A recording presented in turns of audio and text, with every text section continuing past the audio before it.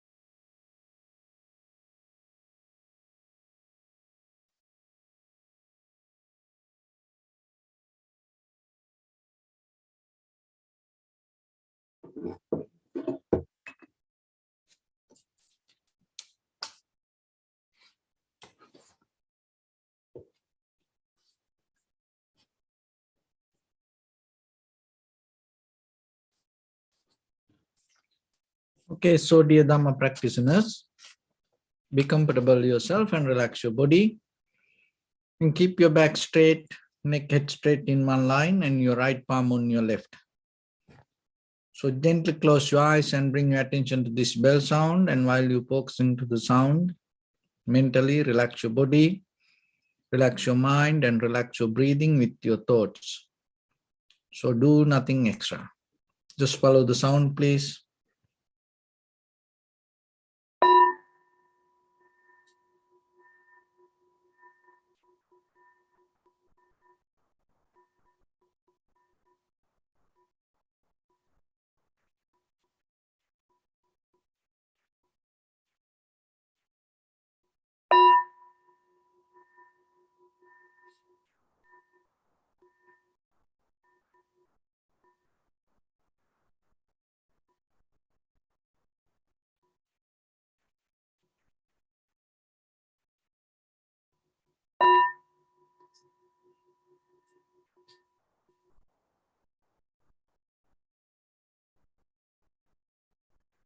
Namo tassa bhagavato arahato samma sambuddhassa. Namo tassa bhagavato arahato samma sambuddhassa. Namo tassa bhagavato arahato samma sambuddhassa. Homage to the Blessed One, the Exalted One, the fully enlightened One. So, dear Dhamma practitioners, before we start our practice session, as usual, we'll take few minutes to understand ourselves, how this practice can provide some facility for us to develop our inner awareness and how it can lead us to ultimate goal of wisdom. So when it comes to Buddhism, it has a long history. It's 2,600 years old. And as you know, any teaching, when it comes through the people, sometimes it can change. So kind of like, because in the beginning, all the teachings came orally, and not even by one person or one group. There are different sectors of the community of Sangha belong to the Dharma, and they used to memorize and used to orally through chanting brought this. And then around kind of like a few hundred years back, they start to write down it. And now we have many ways to access. And in this journey of the Dharma, and even before the Buddhas passed away, that the very beginning of 20 years, we call it early Buddhism. In the purely, the Buddha himself directly gave the Dhamma to his followers. So this early Buddhism, and after that first 20 years, then there are different sutras came from different directions. Many opinions, ideas start to mix with the Dhamma. And so this in the early Buddhism, there are some teachings. Whenever you have time, you should go and check. So what is the very nature and the teachings then of the early Buddhism? It is very authentic. It's go directly to the deeper details. It's mostly related to the Vipassana. There is nothing to do with the culture or the tradition or that kind of things. It's pure, direct teachings. So when it comes to that, as you know, in this human world, most of people, especially that come to this spiritual practice because they look some kind of freedom, liberation, and some kind of release related to the self.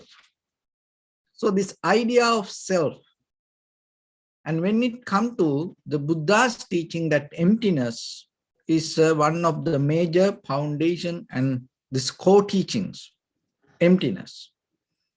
So that emptiness, most of time, we try to understand and explain through this outside world, especially with this material world. But when it comes to this early Buddhism, the emptiness itself means the emptiness of self, not about that other things. The emptiness of self. Because people had a great interest regarding this self. What is this self? And they look into that. Then, as you know, most of the spiritual teachings around the world still mainly based with the idea of self. So when it comes to this early Buddhism, regarding this self, it's a three-pointed emptiness, threefold emptiness. So understanding this is very important, especially when you go through with this Vipassana practice. What does this emptiness mean? So when it comes to that, you should know it is about completely the idea of self, not about the world. So people used to look for something very permanent, everlasting, eternal, imperishable, and it's kind of like something lasts forever. That kind of like immortal, eternal place or the idea, or to be like that way. People had that cravingness. And they, everywhere in the world, people look into that. So in this three-pointed emptiness, talk about this permanent, everlasting, eternal, imperishable idea. So the first one is emptiness of possession. The very word, the possession, is that idea of hold it to something, or being someone, or hold into any kind of property or position. So as example, God, the idea of the God, angel, human. So to be in that possession. So there is no such a permanent, unchangeable, everlasting, eternal, and immortal position or possession. There is no place like that, or there is no one to be like that. That is one thing. So when it comes to the idea of self, that you want to become someone, but you have to understand, even just looking at this very human life, if you look very carefully, that every day that you change, but still we introduce ourselves as, oh, I'm a human, I'm a man, I'm a woman. So kind of like that way. Oh, I'm a monk, or I'm a teacher. So kind of like that. But if you look, it has a journey. There's no that unchangeable, everlasting, the position that you can hold.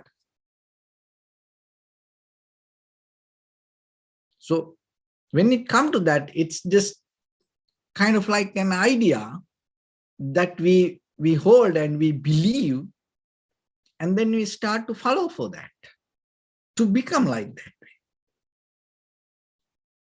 So you can go through any possession, but remember, the one emptiness that what in the Buddha talk about, this emptiness of possession.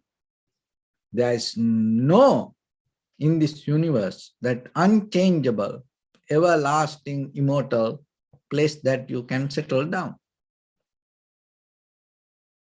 But people, even in this very lifetime, look ourselves. So, and then you have to develop your mind, cultivate your mind with your just thoughts, even to understand it in a very basic way, that whatever the lifestyle that you go through, because that little deeper understanding will help you to multiply it and bring it as a profitable skill to yourself. So whatever that you go through the position in your life, don't try to hold it as you, or don't try to use it to introduce yourself. Mostly that is what we do in day-to-day life, in a very conventional life. But yourself, mentally, you should not bound to that. That is one thing. That as example, if I bound to this, the monkhood myself, oh, I am a monk. You know, in the very conventional level, that is very important. But if we look deeper, there is no such a position that I can hold myself as a monk. So if I hold it to that monkhood myself, what will happen deeper in my mind? I start to develop a egocentric, self-centered idea belong to that monkhood. That is what happened in day-to-day life. You hold it to as a, you are a woman, you are a man, or I am this kind of person, that kind of person. So kind of like that. But if I hold myself, oh, I am a monk, okay, where conventionally it is very necessary, but what position I should hold? Because according to the age, and time to time, and in the beginning, in the very first time period, we call it as a samanera. There's kind of like a beginner, like a training period we go through until we become young, like 18 years or 20 years, or kind of like that. That period we introduce as samanera. It's kind of like a trainer. So then still for people, they can say, I'm a monk. And then after that, then we get into high ordination. So a high ordination is kind of like you enter into the real monkhood. So then if I hold that, so after high ordination, that after 10 years, in that period, you become kind of like a permanent in the path. It's called the stavira. It's kind of like you are now permanent monk. So from, it doesn't matter what time you became a monk, but it's kind of like at least you have to be 30 years old to become a stavira. So like that, in that way, which age or which time period I hold as me, or I am this is the monk. This is the position of monk. There is no such a thing. So in whole life like that. So you can hold as a girl or boy, and then you become teenager, and then you become young, and then once you get married, you become husband and wife, and then once you have children, you become a father and the mother. And once that you can't stop that children's life, and once they go through their process, and then by the time you become a grandfather or grandmother, and then by the time maybe grandfather, grandmother, also kind of like that. So then which part of this you hold as your position? So it's changed. So like that, there is no such a permanent, unchangeable, everlasting, eternal and immortal position that we can hold. Or there is no property that we can get into and be there like that. So that is one thing. So the second one is emptiness of doctrine of self. So when it comes to the self, and people introduce this self in different ways. There are a lot of doctrines, teachings. There are a lot of kind of Dhamma in the world, the ideas in the world about the self. And so then which doctrine which teachings, which Dhamma you accept as self and how it going to take you or introduce to deeper liberation. Because, and sometimes some people say, oh, my thoughts is myself. My consciousness is myself. My body is myself. And my identity is myself. So like that, there are many doctrines around the world about the self. And then there is no such a permanent, everlasting, that the doctrine can take you to complete happiness or the satisfaction, everlasting satisfaction. Because that whatever the idea of self, once you hold it to the self, it's going to take you to the suffering, unsatisfaction, the pain, sadness, distress. So that kind of things. Try to understand it very. If there is any doctrine explain exactly something as this is self, that permanent, unchangeable doctrines or the explanation will end with the suffering. So that's why even the Dhamma, even the Buddha's teaching, what the Buddha told about it, the one of the very good example or the simile about the parable of raft. You use it only to cross the river. See? And after that, or before that, it's not going to help for you. So the same thing when it comes to doctrine, you have to be very careful. And if you hold it as a kind of like a very permanent and very personal and eternal way, if you hold, and the idea of the self, once you get as something, what will happen? It's going to take you to the wrong understanding. So that's why the emptiness of doctrine of self, there in the world, in the universe, the world, there is no such a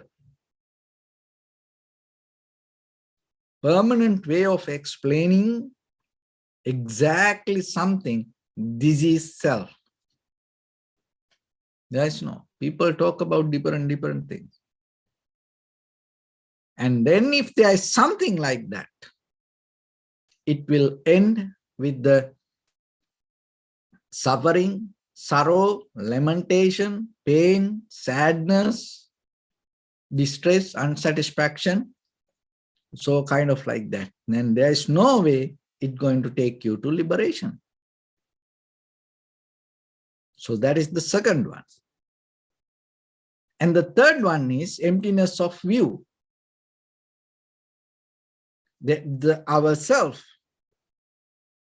that as I am, my self-centered view, and as you know, it changes moment by moment, moment by moment. And it's kind of like that.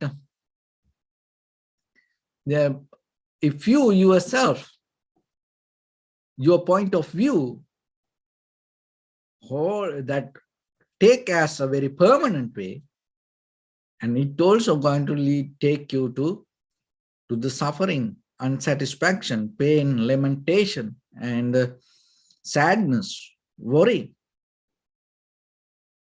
So And then for that, there's another example. It's kind of like the Dhamma, even the teachings, it's kind of like a snake. You have to catch it in the right place. So that's mean when you understand something, that the point of view that you gain out of the teachings, you have to be very careful. Because if you get it in a wrong way, even though it is the Dhamma that can give someone to attain to the liberation, maybe for you, according to your point of view, what will happen, it's going to change your destination. Maybe the same Dhamma, someone else catch it in the right way, that as example, person A get it in a right way, and then that person attain to the liberation. Maybe the person B, same Dhamma, the same thing, the same point of the teachings, and get the wrong way, and that person going to end with the greater suffering. See, the same teaching can change according to your point of view. So then the point of view, you have to remember, it is not you cannot have a very permanent, unchangeable, everlasting, immortal, eternal, imperishable, that view. So then you have to be very careful regarding that, what the view that we hold regarding the self. So one should become very clear. That is why to get out of this, by thinking we can't do. So that's why we need to come to a place that our thought currents become neutral, at least little bit. So then that place we call equanimity, or in the present moment, you not influenced by sanskara or the mental formations or your memory, but still through the perception that whatever you perceive bring the direct understanding. So in that very moment or the very level, you are capable to clear this. And little by little, and once you have that clarity and observing yourself through the vipassana, you gain the deeper clarity regarding this emptiness about the self. With the position, with the doctrine of self, and with the point of view, emptiness of view. So once you have that clarity, that emptiness, that understanding, and that is where your transformation, your liberation meet with you. And that is where the deeply your ultimate goal, your finish line, you're going to meet, which we call the Nibbana. So then it is nothing to do with this outside. It is deeply about this idea of self. So with that, let's get into practice a little bit. So your right palm on your left, neck head straight in one line, and be comfortable with your posture.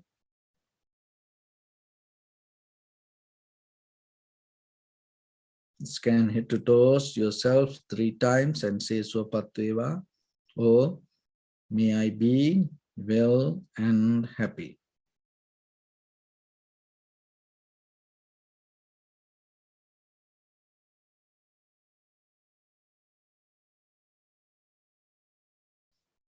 Take a moment and think. We gathered here in this moment to practice this ancient meditation technique. All the Buddhas, all the enlightened masters followed this path and achieved wisdom. So we also gathered here to accumulate that knowledge. In this moment, with this sitting, may my body become more comfortable, may my breath be more smooth, may no difficulties come to me, may all the success come to me. Also think for a moment, this is the last moment we're spending in this very lifetime, and detach your mind from all your past memories and as well as any kind of future thoughts. Just try to remain in the present moment, observing the sensation of your inhalations and exhalations. So in the beginning, deeply and gently, breathe in, breathe out 3 times and find the sensation, please.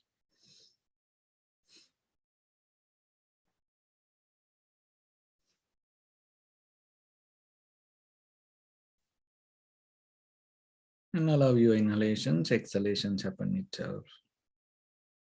When it happens through the sensation, recognize it, do nothing extra.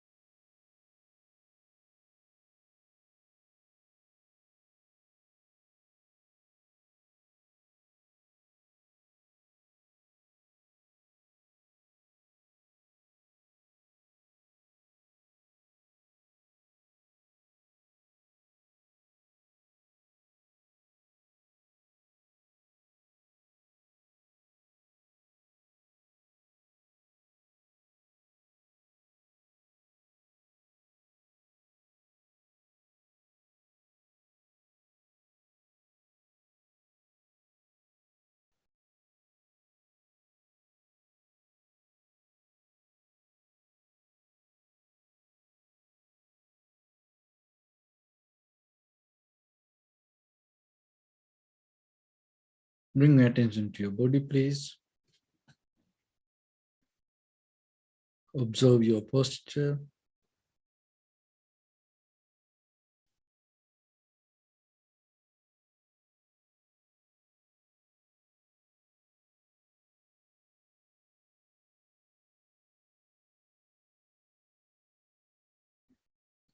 We cultivate loving kindness and compassion in our heart and radiate it as a light through entire your compound, village, city, state, country, world, around this universe. Also as far as you can through galaxies, other planets, stars. Reminding yourself like this.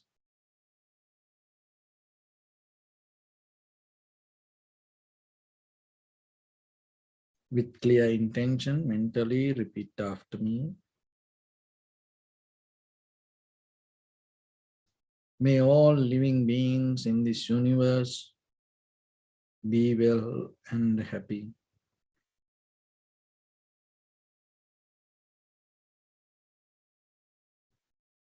May everyone be happy and safe. And may their hearts be filled with joy.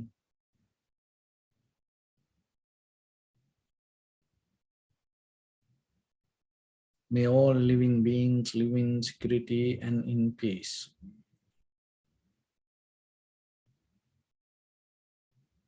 Beings who are frail or strong, tall or short, big or small, visible or not visible,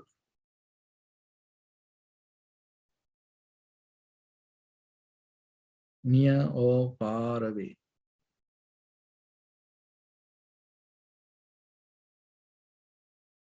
Already born or yet to be born.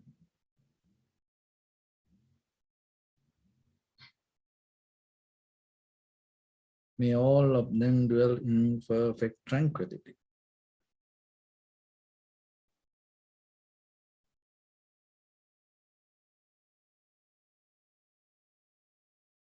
Let no one do harm to anyone. Let no one put the life of anyone in danger. Let no one out of anger or ill will wish anyone any harm.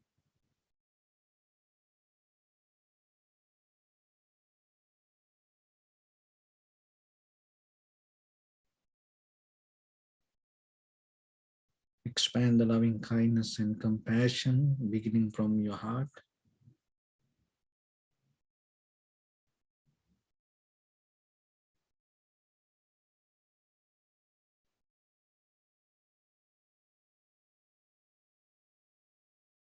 Forward.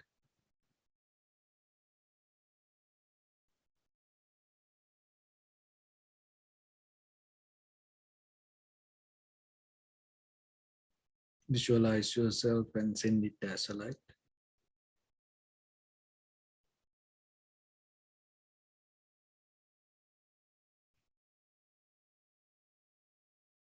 To your backside.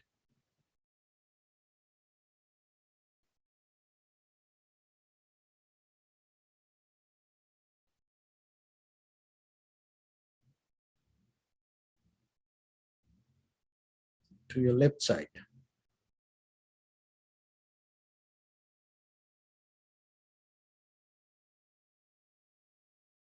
And to your right side.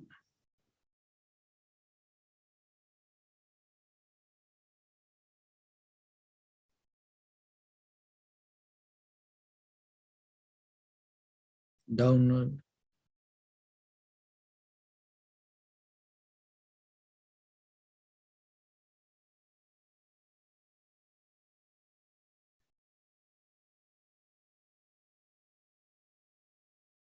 And upward.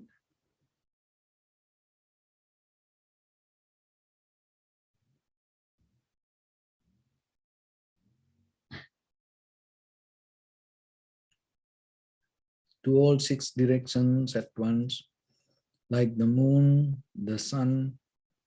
Spread the light, spread the energy without any condition, without any limitation, without any resistance or without any judgment. Let your heart to shine with the loving kindness and compassion from the bottom of it, with the maximum effort to the highest, wishing yourself, may all living beings in this universe be well and happy.